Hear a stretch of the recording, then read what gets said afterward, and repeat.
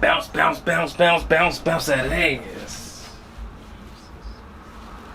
People gotta see that this is genuine. Like, this is a real interview. This ain't staged.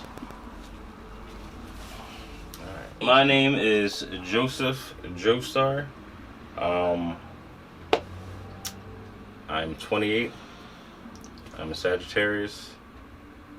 And my occupation... Can I cuss on here? Yes. Being that nigga.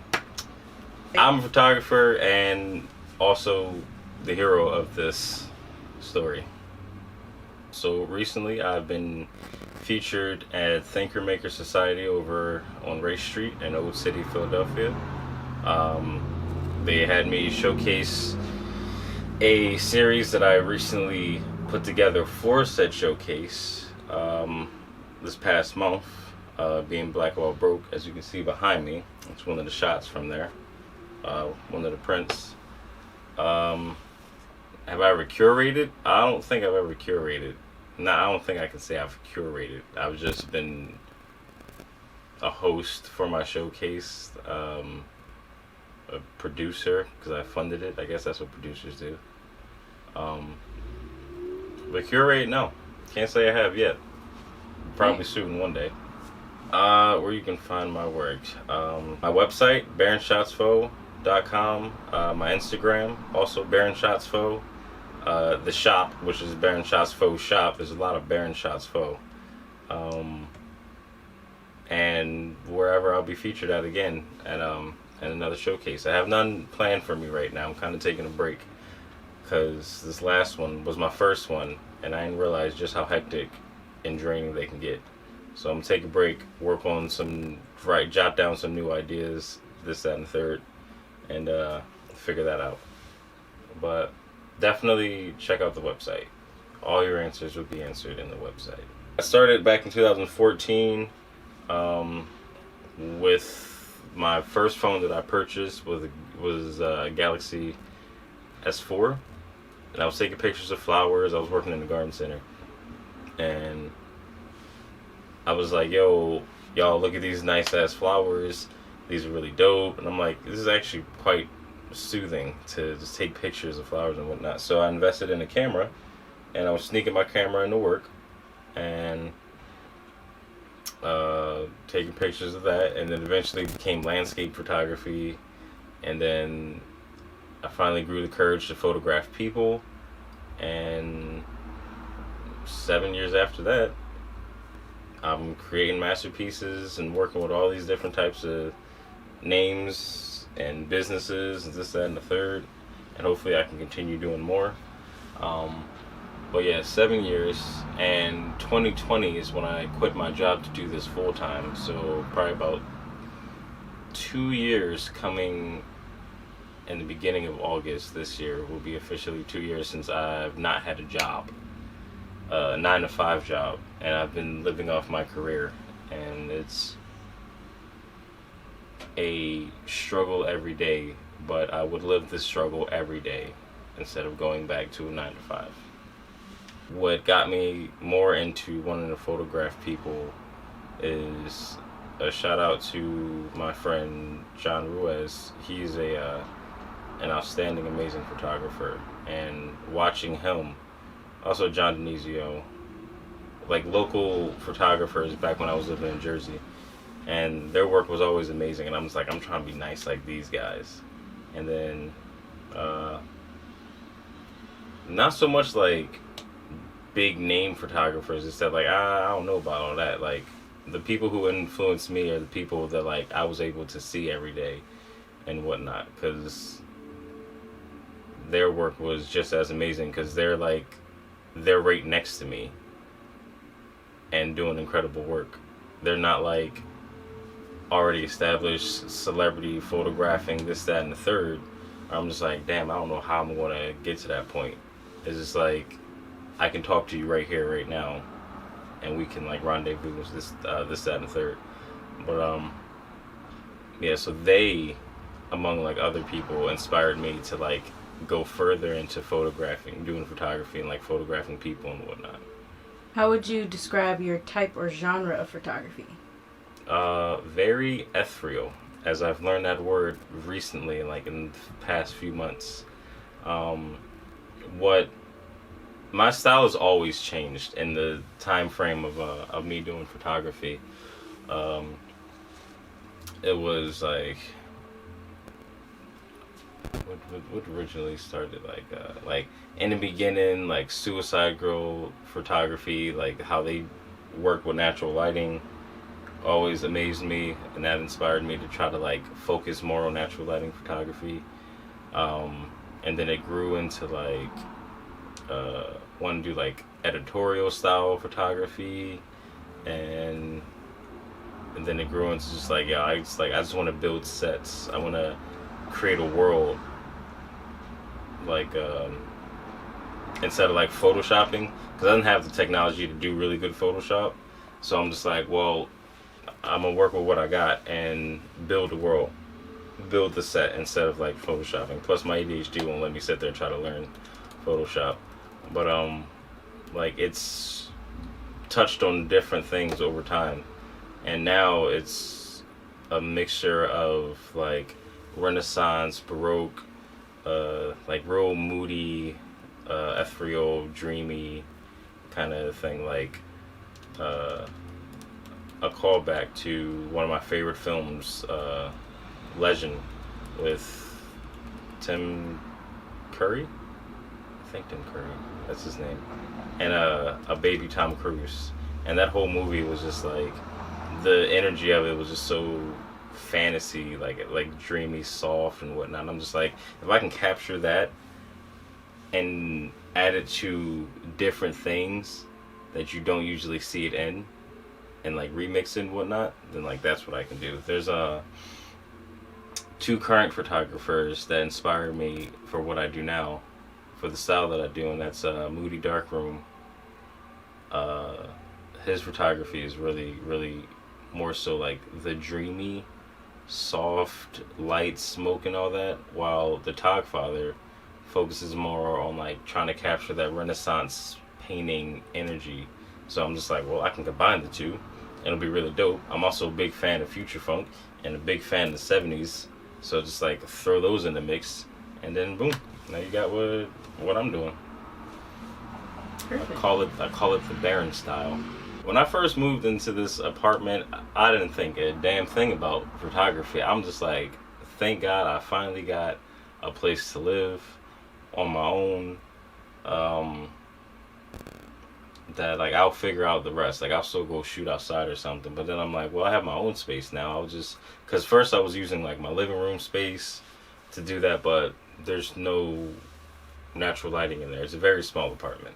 So I chucked it up and I was like, all right, well, I'm gonna make my bedroom the studio, where like it's the only place to have windows, and just work with that. And I am notorious for creating things with nothing. Like with little, I can create something big. So I just had to sit in the room and think what I can do, and master angles, this, that, and the third, and boom, I'm like a MacGyver in photography. Is it hard working in a small space? Absolutely. I hate it. I'm glad that I'm good at it, but I hate it because there's so much things that I want to do and capture that I can't, because I'm in such a small space. I'm always a big fan of large scale shots, and I can't do that. Like I'm restricted to like at most 3 people in the studio, and that's pushing it, like heavy pushing it. So that's why like you just stick to just one model, and push come to shove like 2 models and whatnot. But this small space has got to go. I need a bigger space already, but until then, I'm just have to keep on making do with what I have. But yeah, it's definitely proven to be an extremely challenge. Like I would like to see other people pull it. I mean, I have seen other people pull it out of their ass, how to make incredible shots and whatnot in such a small space.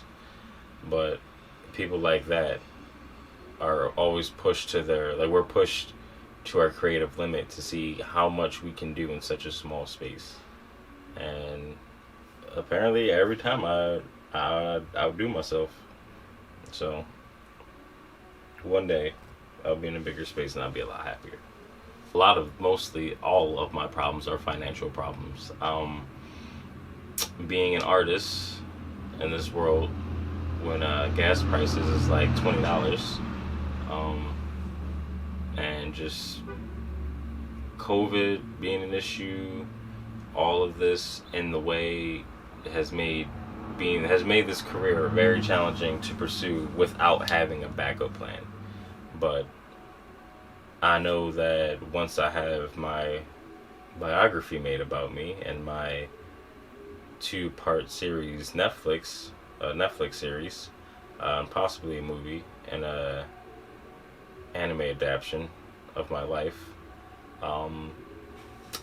it will. Shit, I forgot what the fucking question was. What was the question again? What challenges have you faced while pursuing for your career? There we go.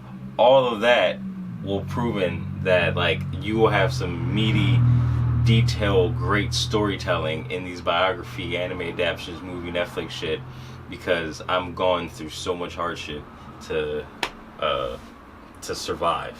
Like, speaking of survival, back when I was in a GED class, I had one teacher, and he told me, it was like, you're really good at surviving, but I need you to be really good at being stable. And I'm like, damn, that shit kind of cut deep, my boy. But he's absolutely right. I'm really good at surviving, but I've been surviving so long, I just need to settle to where like I'm stable. But I'm still working towards that because I'm very hard-headed, and as much as I want to get a job to make things easier, I do not want to get a job, and I want to keep on doing what I do, because this isn't my job, it's a career, and I don't want anything to get in the way of my career. So it's gonna be hard until probably I'm dead by like, old age or something, natural causes. It's not like I'm suicidal or anything. I'm usually just scrolling on social medias, Pinterest, listening to music and watching movies, watching music videos, and then just like seeing like a scene or like a picture. I'm just like, yo, that's really dope. I'm gonna see if I can recreate that in my work and style and whatnot. So that's generally it. It's just like me having a plethora of ideas in my folders. I live on Pinterest, and after I figure out what I want to do, I try to figure out how I'm going to do it. And it's just like, oh, okay, this is how they do it. Like, I'm searching through the internet on how to get the lighting for like the Renaissance. Like, how do they do it on YouTube? Watching videos on how to like create this effect, this, that, and the third. Like, I do my research on how to recreate something before I actually go out and do it. So yeah, it's a little unorthodox, but it's like, it makes sense in my head. But it's just like, if I were to write down my creative process, you'd be like, what is this? This is hieroglyphics. It doesn't make any sense. I've realized that I've created some incredible masterpieces, and it's just like, I'm pretty sure I can make money with this. I can sell it. Somebody would want this. So I would want to change to where like I can market it better, or like know like, oh, this piece right here, $500, and be confident and be like, this is $500, and also know why it's $500, not just more than just, oh, because I took it, I'm charging you $500. Like, go into details of it. So I gotta like learn more of the art scene than just like taking pictures and whatnot. So that's probably what I would change and what I plan on growing into, to be able to do stuff like that. No, absolutely not. I'm terrible. I've been doing this for like 2 days now. Absolutely, I am great at what I do. I could be so much better, and also we are our own biggest critic. So all the time I'm always just like, nah, I don't like it. This could be shot way better, this, that, because like I subconsciously compare myself to like much other photographers and whatnot. Like, I compare myself to people who have like through 100K followers, yada yada yada, shit like that, and I'm like, I don't need to do all that. I myself am an amazing artist. I'm just an underdog. And my time will shine. My time will come. I just gotta play it safe. Follow my page, my Instagram, you can't really follow my website, but go on my website, look at all my previous work and whatnot. Um, Support other black artists. Um, uh, yeah, be breezy, be happy. You know, don't be angry. Life will get better.